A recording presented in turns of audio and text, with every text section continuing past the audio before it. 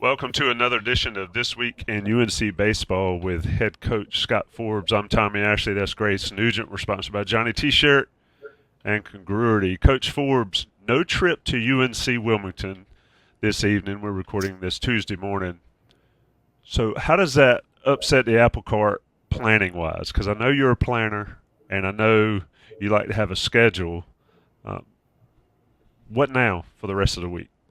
It's disappointing, but it just stinks because two good teams would have been a great crowd. But what do you do about Mother Nature? Randy tried like Coach Hood tried like crazy to make it work.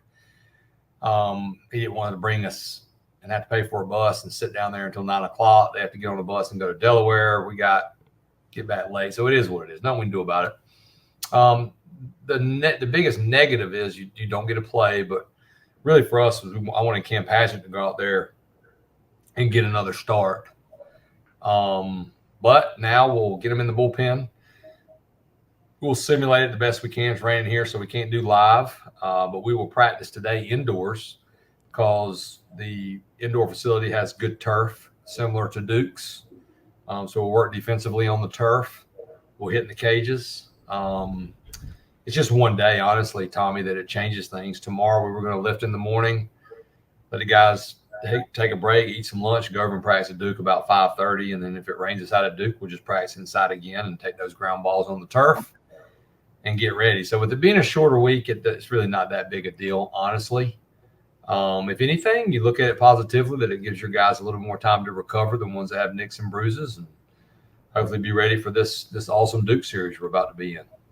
Let me ask you, staying in that same vein, it's a question I've wanted to ask all year really is, what's the college baseball practice like for you guys? This time of year is a lot different, for instance, than the fall. We're going really hard in the fall, testing the guys quite a bit. You don't have many days where you're practicing an hour and a half. Some, but not many. This time of year, you play so many games. Practice is really important from the standpoint of how we do things, but it's much shorter. The effort level still like it always is, but you're also practicing maybe 2 hours. I don't think you need more than that. In a perfect world, an hour and a half, and you're also not practicing much baseball stuff on the days that the position players lift. So really for us this time of year, it's being intentional and cutting back the time, spending more time on your stretching, your recovery. The longer I've done this, and we don't even take in infield and outfield before games now because we take pregame BP and we get plenty of ground balls. So, baseball's one of the only sports where you get there, you warm up, you take pregame BP, you throw balls across the diamond in pregame BP, then you come back out, you stretch again, then you take infield and outfield, and the other team takes it, then you have another 25 minutes, then you stretch again, then you throw, then you play. It doesn't make a lot of sense. So we just try to go short, intentional, and continue to keep our strength and work time in there for our guys to get their treatment with Terry Joe. Coach, it's May right now. Can you kind of take us through a day in the life of UNC head coach Scott Forbes, especially with Duke coming up and then the postseason looming? Oh, a day in the life wouldn't get many views. First of all, I love what I do, and I'm fortunate to be around unbelievable people that, the staff, we laugh all the time. These guys, I coached them way back, recruited a lot of them, and now they're staff members. But really, this time of year, I try to not get up as early as I've been prone to because we're playing night games, and try to have a routine where I get up in time to Allie and Mandy leave at about 7:15. So I'm up, in time to see Allie in the morning. Hannah's at college, so I'm not seeing her in the morning. Have a cup of coffee, hang out with them a little bit. When they leave, I go ahead and leave. Get in here and try to exercise first thing in the morning. If I don't, maybe exercise when the guys are in there on a lifting day, and try to work ahead and plan. But there's things that come across, and you're also working on next year's team, and you don't want that to be a distraction, but that's part of being a head coach. Roster management, recruiting. We have a visit tomorrow on Wednesday, right before we play Duke. But, just enjoying being in here, but it's busy. You know, there's always something that's going to pop up. I've learned you don't know that until you become a head coach, that you have to talk to somebody about. But I look at it as a positive thing. And, you know, it's not that, I don't know if anybody would really want to know that much about it, but as I am very routine oriented. So try to stay in that routine and get things done, and then try to get home at a decent hour. But a lot of times I'll stay here if the girls are doing something and they're not going to be home till 9 o'clock with volleyball. I'll get a lot of work done and see if there's any leftovers in the fridge when I get home. If not, I'll stop and eat. You've mentioned Nick Saban a lot, but what are some of your other biggest coaching influences? John Wooden, for sure. Always have enjoyed his books and his stuff.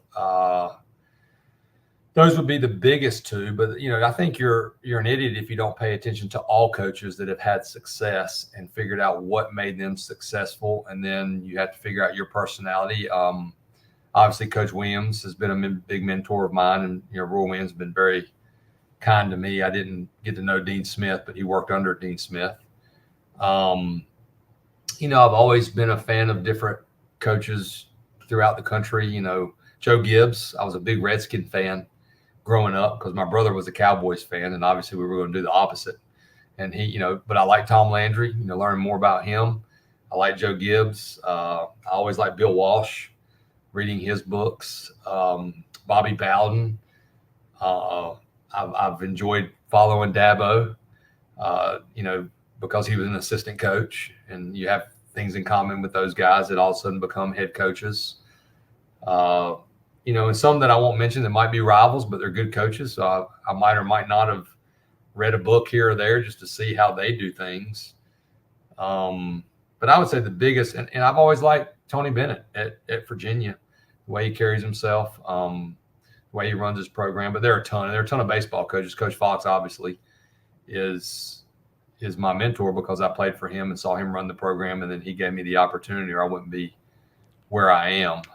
But some other, you know, coaches in baseball that I've gotten to know really well as well. But the two biggest for me that aren't baseball coaches are John Wooden and Nick Saban for sure. If I had to ask you, and this is get to know Scott Forbes Day, since we're a little bit. Oh boy, relaxed. I was worried about these questions. Yeah, no, I mean we like this is going to be the most boring episode anybody's watched. You'd be surprised because people like to know who they're talking to. Like we try to introduce the players to everybody, but you got to talk to the proud papa of the team, and you know, really in reality, that's what the head coach is. So let me ask you this. Aside from sports figures and aside from a family member, whether it's a father, a grandfather, or whoever, who's been the biggest influence on you doing what you do? Ooh.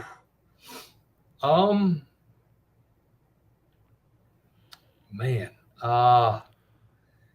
When I was in college at North Carolina Wesleyan, I have unbelievable parents, but you said I can't say family member, right? Can't use family member. Great grandparents, you know, just really great mentors as far as family goes. But we all have to kind of find ourselves, you know, at some point you have to make your own decisions. It was probably when I got at North Carolina Wesleyan and Coach Scaff, who taught classes there, you know, I'm pretty sure he's the one that ran FCA. You know, I went to FCA probably on a whim, most likely.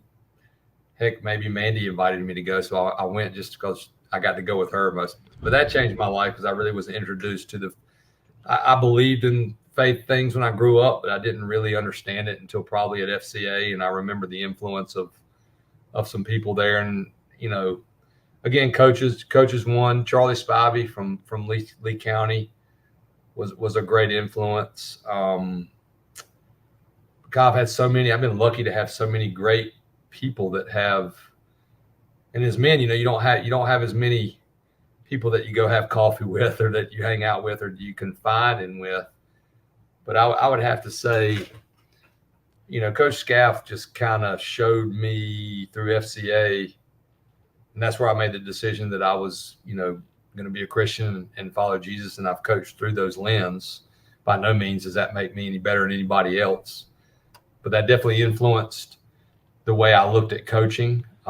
Had some setbacks along the way because we all, get self-absorbed. As you said, we can't say a family member, but my grandfather used to always say, my three best friends, me, myself, and I. Once you get past those, you're going to start figuring out what life is really about. But I would say Coach Scaff at North Carolina Wesleyan, definitely. And Charlie Long was an assistant coach with Coach Fox. Coach Fox, he's in there as well, and Coach Long. I was very lucky to play for those guys that they walked the walk and lived it. And I thought, man, this is pretty cool what they do. I didn't really think I wanted to be a coach at the time because I really thought I wanted to work outside and build houses because that's what my dad did. But what really sticks out is those FCA meetings that, someone took the time to put together that probably didn't have to, that did in Coach Scaff. Yeah, and you sort of went there. The coaching aspect of it, like how do you figure out? It's one thing to coach rec sports, to coach your kids or whatever. It's another to coach at a higher level, and you're at the highest level in college baseball. When did you decide you wanted to do that? And what were you What were you thinking when you decided this is what I want to do? I can honestly say I never once thought about coaching. Coach Fox asked me to coach because I was on the 5-year plan. It took me that extra year to graduate, and Coach Fox said, "Why don't you help us out? Because you're here anyway." And I was like, "Sure." Gave me something to do. All my teammates were still playing that were younger than me, so that was cool. So I was a student coach, and then I graduate and go home, and I'm working construction / landscaping, and Mandy and I had been dating for a little while, and like, okay, what's the next step? And I thought, well, I'll probably just stay in Sanford. I think I feel good about potentially working with my dad and maybe taking over his business one day. Coach Fox calls me and says, "Hey, I'm going to North Carolina. Do you have interest in being the volunteer assistant?" So I talked to my parents, and I'm like, what do y'all think? And Dad's kind of like, if you want to do it, why not? You don't know unless you try it. And that's when it started. But I really didn't know, Tommy, until I took my first official job at them. A volunteer literally was a volunteer. You couldn't go on the road to recruit. I feel like I still worked really hard and did everything Coach Fox wanted me to do and helped with visits with Chad Holbrook and Roger Williams, two other unbelievable mentors for me. Both Tar Heels, both played here, took me under their wings because, there's a big difference going from North Carolina Wesleyan to North Carolina. In my first year here, I'm looking at the players. I'm like, holy, I thought we were good at North Carolina Wesleyan. These guys are some big leaguers in here. So I enjoyed that part of it. I enjoyed being a part of those 4 seasons where you're playing the really good ACC teams and Mark Teixeira's on Georgia Tech, and you're playing all these great players. Then I knew there would come a time where, okay, the only way I'm really going to know if I coach is if I take the next step of getting on the road and recruiting. So the best thing that ever happened to me was I got hired at Winthrop. Joe Hudak hired me. I still joke with Coach Hudak because he offered the job to somebody else. They didn't take it, so I got it by default. We moved to Rock Hill. Mandy jokes about it all the time because she didn't. I just took the job, and I don't know if you've ever been to Rock Hill. There's a road called Cherry Road, and you go in, and it's like, oh boy, where are we going? So I'm sure that's what she thought. But it was the 3 of the best years we've ever had. Hannah was born there. We had some good teams. I learned a lot about how to build a team. Made some unbelievable relationships that I still talk to all those guys that I coached. And Coach Hudak gave me that opportunity. And then those 3 years, we made a regional in 2005.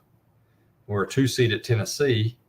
And then I took the job that summer, believe it or not, as a recruiting coordinator at East Carolina. Randy Mazey hired me. And they had a lot of success. And it got me back closer to home. And then after about 17 days, Coach Fox called me and said that he wanted me to come back and potentially be his pitching coach. So I just want to come back to North Carolina. So since I've been back here, it just kind of happened. And a lot of great players is the only reason that it continued to happen, because that's the way coaching works. But Andrew Miller was just here in town, and we were laughing. He was like, "So when you got the job here, you had never been a pitching coach?" I was like, "Nope." And I was scared to death.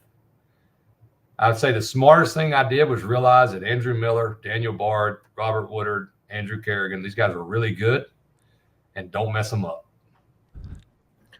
You're still a fairly young head coach at a major D1 school. I've asked you this question about players, but how have you seen yourself evolve and grow? Man, you said I'm young. Okay, you just went up in my book. Because everybody, my daughters bust my chops about, man, Dad, you take those glasses off. You look older with those glasses. I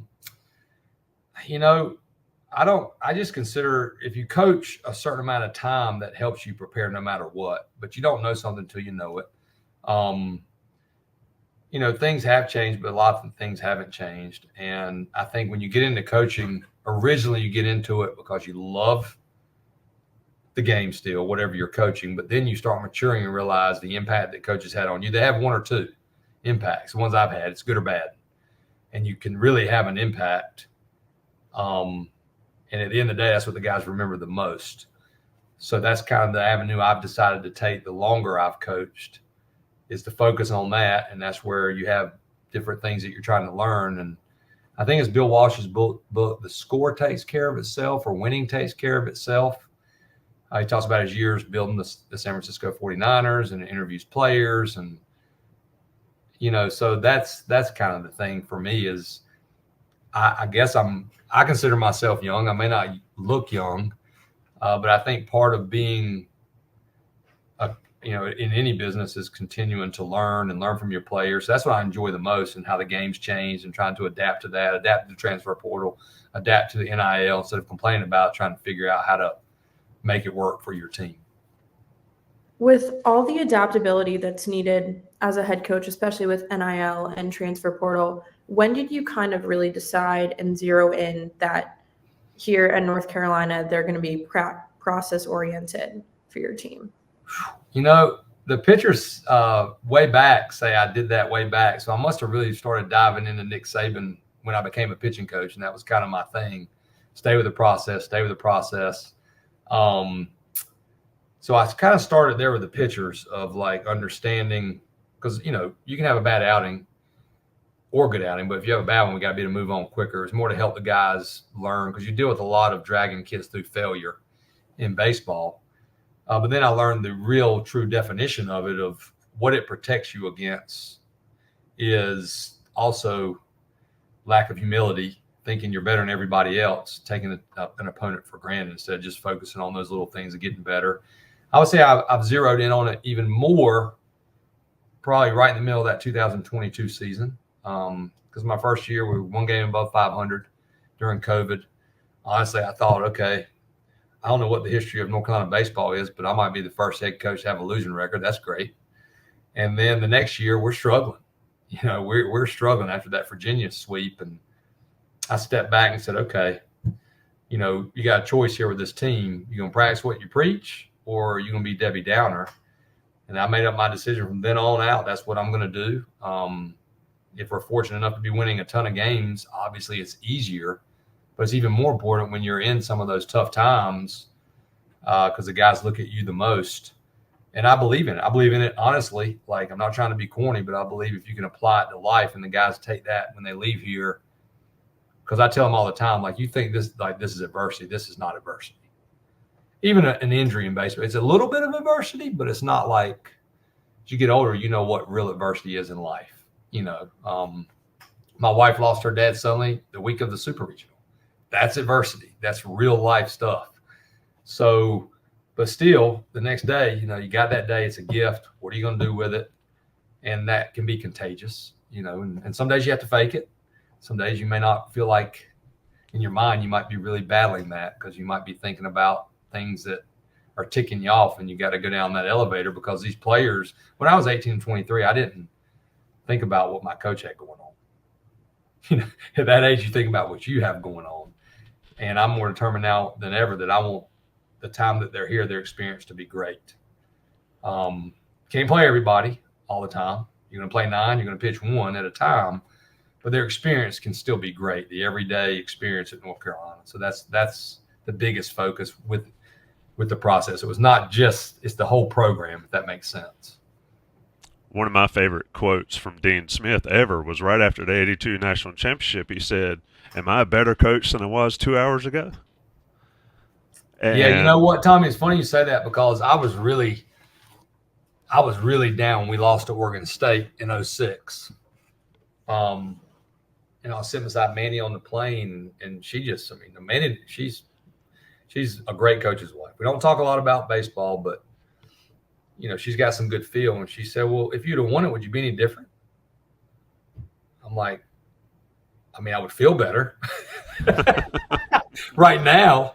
But then we talked it through like, okay, well, the next day, even if you win it as a coach, you wake up and you go recruit and try to do it again. So that, that was a really changing moment for me as far as how to look at this thing. Because we're all trying to win a national championship, like you said, with Dean Smith. But Mike Martin Sr. didn't. And he was one of the best coaches ever. So there's more to it, than that. And you have to really remind yourself of that. Yeah, I think it's a lot harder than people, especially fans, realize to accomplish those type things. So when the people do it, the Nick Sabans, the people like that, the John Woodens, Dean Smith, Roy Williams, when they do it, I don't know if they're appreciated enough for what they actually just did. But to your point, Martin and guys like that never won, quote unquote, never won anything was what some people would say. Yeah, 100%. Well, Dean Smith's remembered he was a heck of a coach, but his players are remembering him for off the court. More. Yeah, that's right. And that's you have to balance that. The higher levels you get, because fans are fans. Yeah.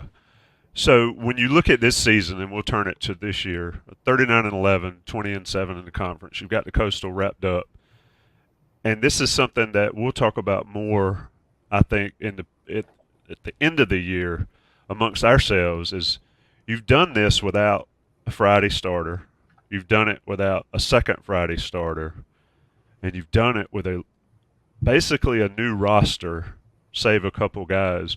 Do you ever stop for a moment, and I know your answer, but I'm going to ask it anyway. Do you stop for a moment and say, when you're talking to Coach Gaines and Coach Riley, Coach Howes, and said, "Damn, boys, we got a long way to go, but we've done a pretty good job here." Do those conversations ever happen? No, it's funny you said that, because I woke up the other morning. I was like, I need to make sure because I have an unbelievable staff. I mean, there's not a great head coach or a good head coach in the country.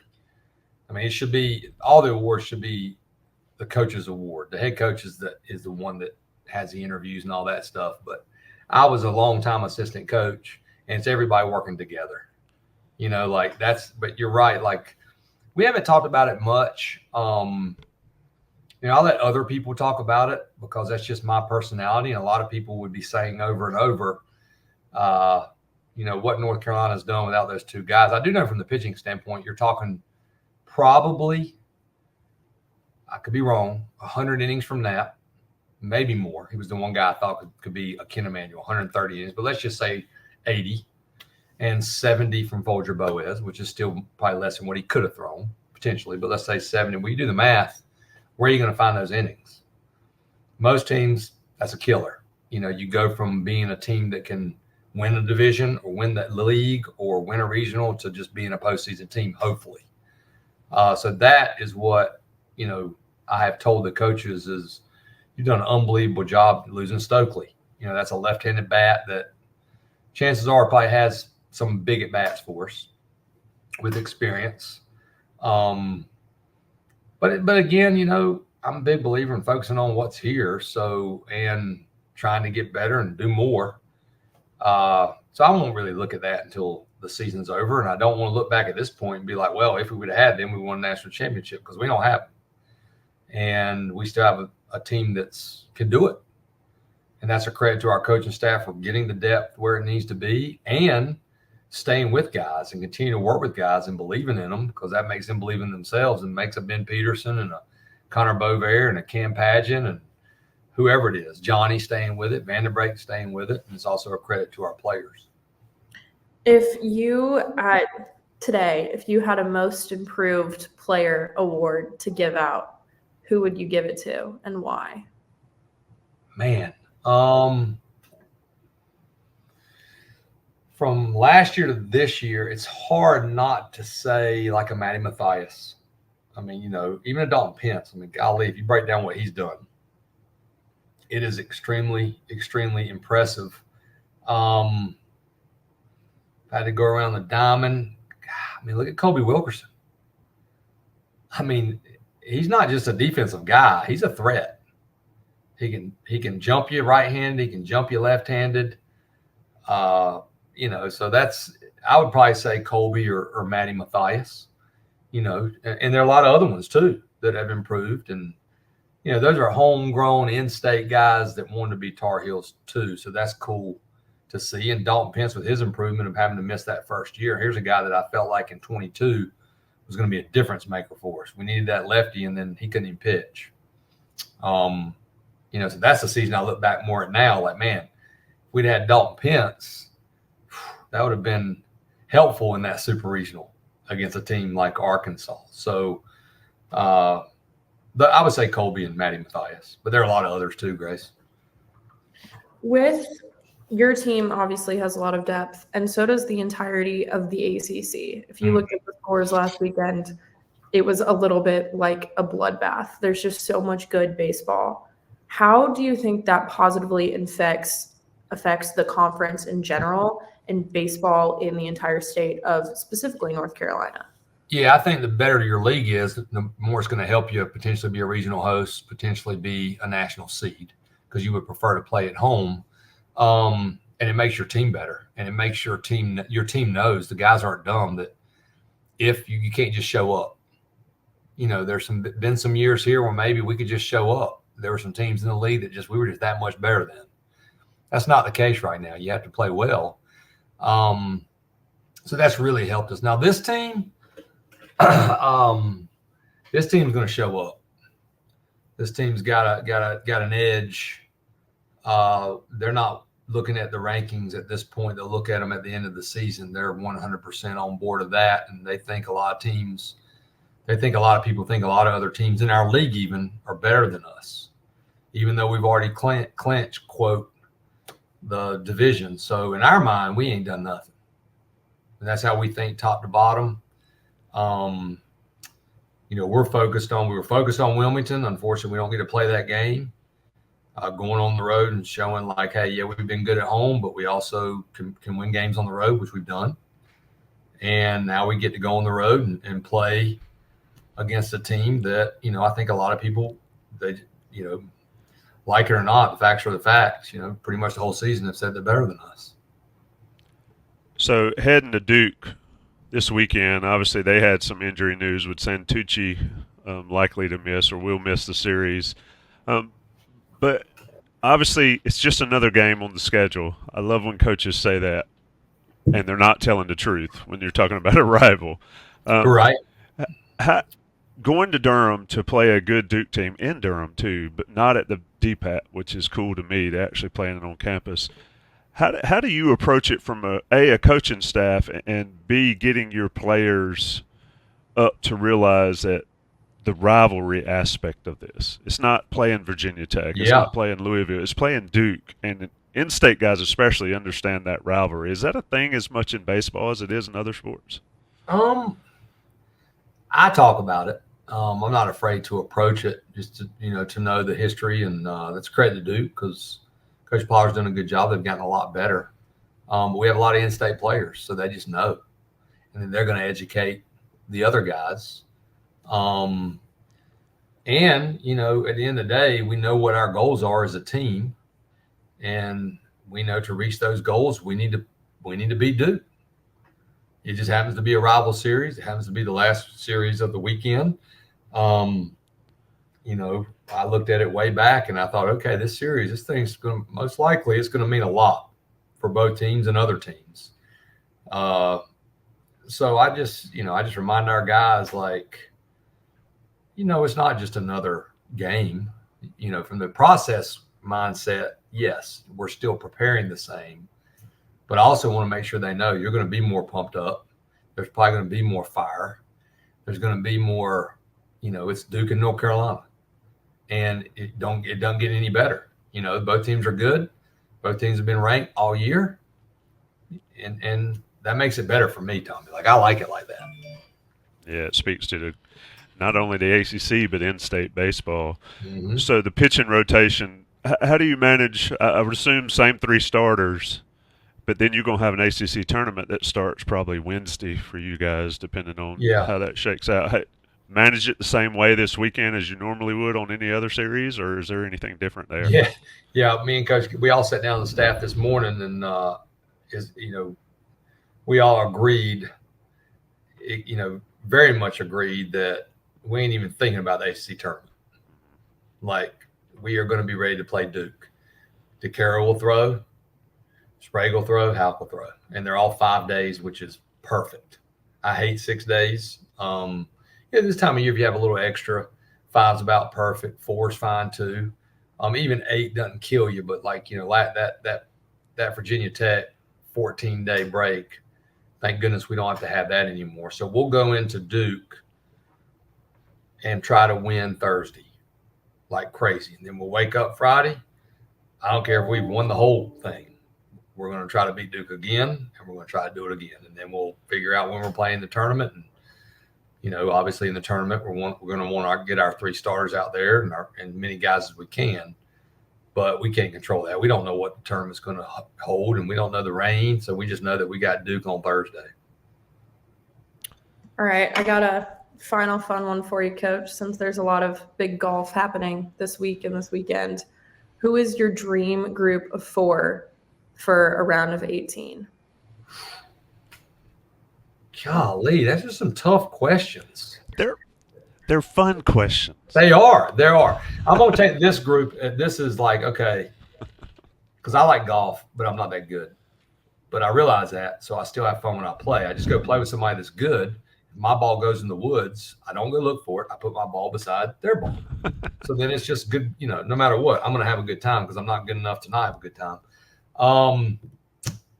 Tiger Woods, got to be in there.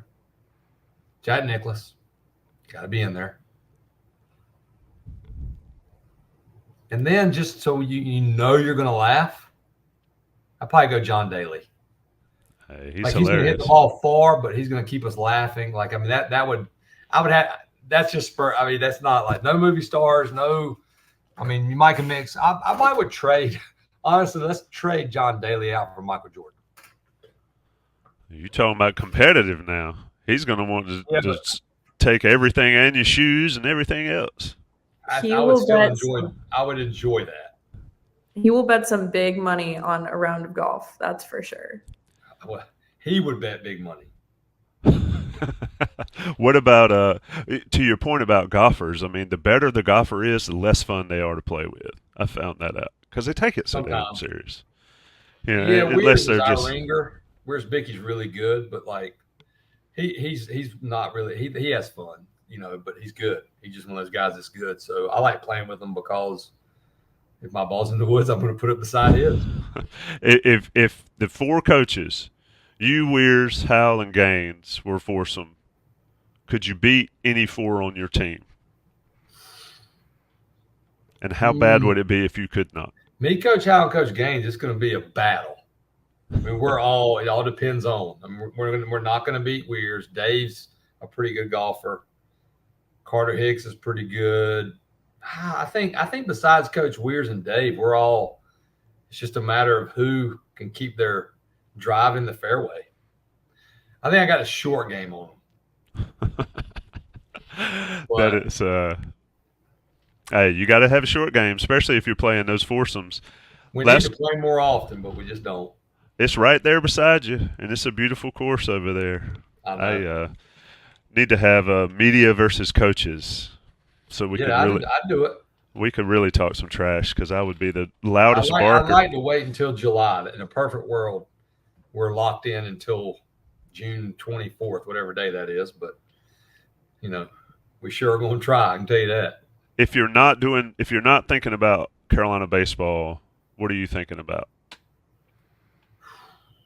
Anything that's going on with my family. Just trying to spend as much time as I can with them. They've sacrificed a lot, obviously. My wife has.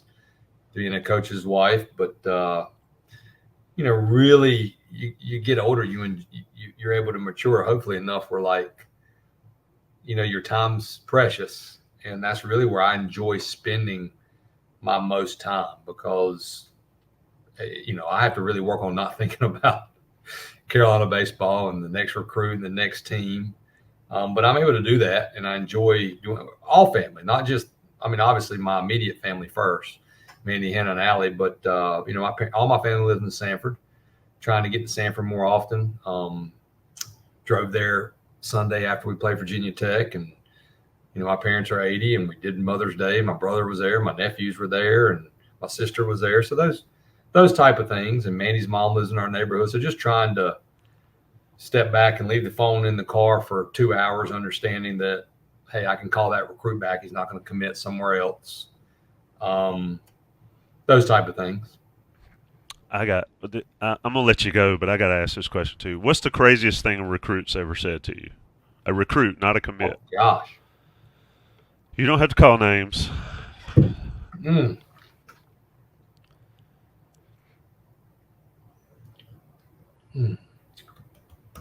Golly, there have been some crazy things. It'd probably be what the parents said, not the actual kid.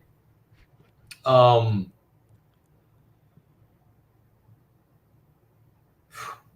want to say, I don't remember what year it was, but I swear a recruit called me Coach, I don't know, I'm just going to use an example, Coach Godwin. Like, you know what I mean? Like the wrong coach at another school you had just been at. So that's happened for sure. That would probably be, but there are some other things. I could write a book, that's for sure. Well, we're looking forward to it. Sort of for the people that have never had the opportunity to do it, what's an official visit look like for official visit? You usually get the kid in here. We're able to pay for his travel. We're a little old school from the standpoint of we're going to roll the red carpet out, but we're also not going to kiss your tail to come to North Carolina. It's going to be a great visit. You're going to get to meet the players. You're going to hopefully get to see us practice or lift weights. We're going to eat a good meal, and then I'm going to meet with you as the head coach. If you're a pitcher, you're going to sit down with Coach Gaines and Coach Howell and go over some stuff. If you're a position player, you're going to sit down with Coach Weirs, and then you're going to sit down with me, just me, you, and your family, and talk through, if we offer you an opportunity and what that entails and answer your questions.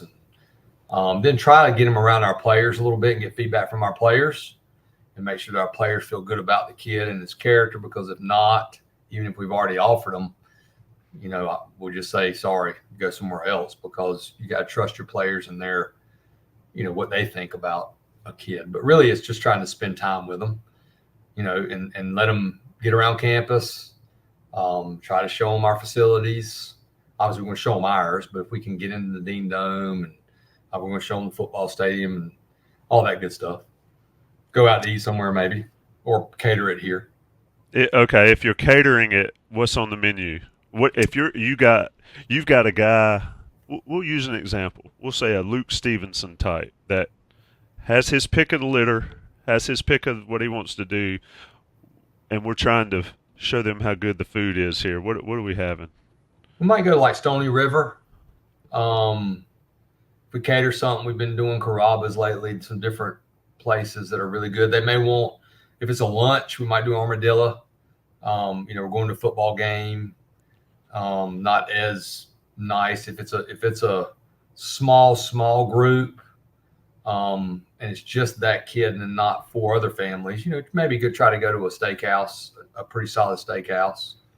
411, places like that here, or Top of the Hill is a good place with a good atmosphere.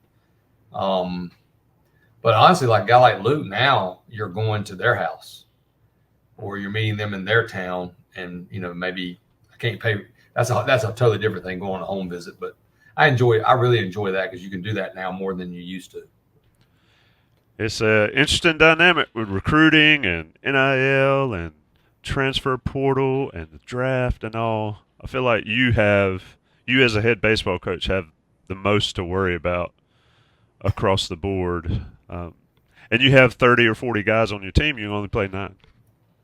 Yeah, Yeah, that's not going to change. But like you said, it has changed from the standpoint. We've never known what our roster is going to be until the season ends. You got to meet with your players, who's coming back, who's not, who's going to sign pro, who's not. And then your high school guys, who's going to sign pro, who's not, your junior college guys. And then now you got the portal. So you're not signing as many guys because you would prefer to bring in a Parks Harbor, a D'Onofrio, an AMAD. You know, you want to supplement, but you also need a Luke Stevenson, a Gavin Gallagher, those type of things. So I don't think it's never going to change. We're still in the backbone, still going to try to be high school players. And those players are going to develop and they're going to get better. Like Vance has been here 3 years. You know, Casey Cook's been here 3 years. But now you can hopefully, when you lose as much as we're going to lose, you know, you're not going to replace a Vance Honeycutt's a generational player. But maybe if you had another, you know, kid that's out there that has performed, that can play center and compete with a guy that's 18, that's the tricky part, like you said. And, you know, honestly, now more than ever, we will not know our roster for next year probably until August 1st, 2 weeks before school starts. That's why you enjoy, you know, you have to get better. I've worked hard at enjoying this team.